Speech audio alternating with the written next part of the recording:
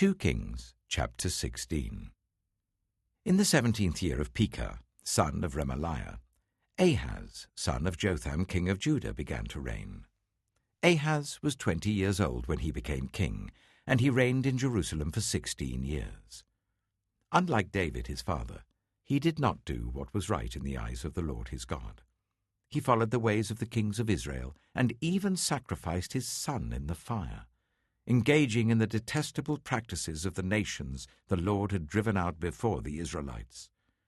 He offered sacrifices and burned incense at the high places, on the hilltops, and under every spreading tree. Then Rezin, king of Aram, and Pekah, son of Remaliah, king of Israel, marched up to fight against Jerusalem and besieged Ahaz, but they could not overpower him. At that time, Rezin, king of Aram, recovered Elath for Aram by driving out the people of Judah.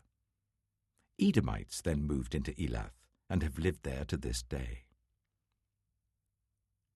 Ahaz sent messengers to say to Tiglath-Pileser, king of Assyria, "I am your servant and vassal.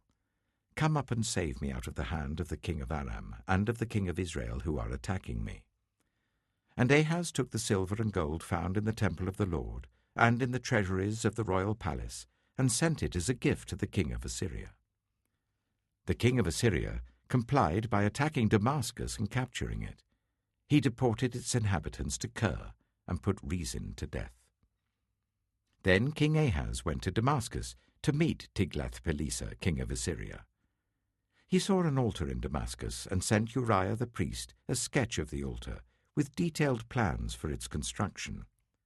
So Uriah the priest built an altar in accordance with all the plans that King Ahaz had sent from Damascus, and finished it before King Ahaz returned.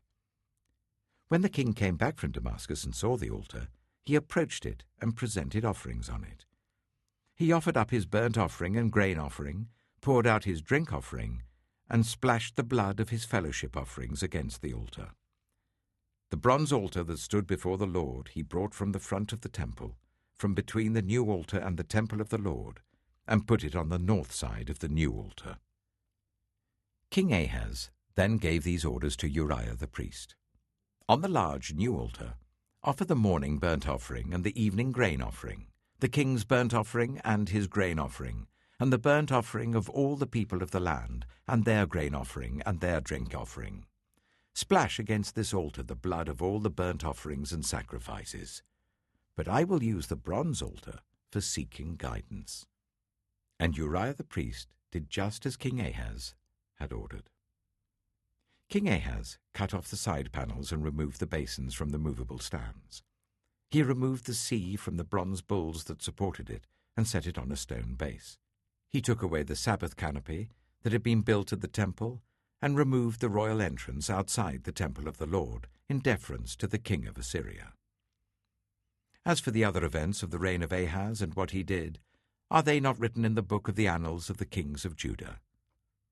Ahaz rested with his ancestors and was buried with them in the city of David, and Hezekiah his son succeeded him as king.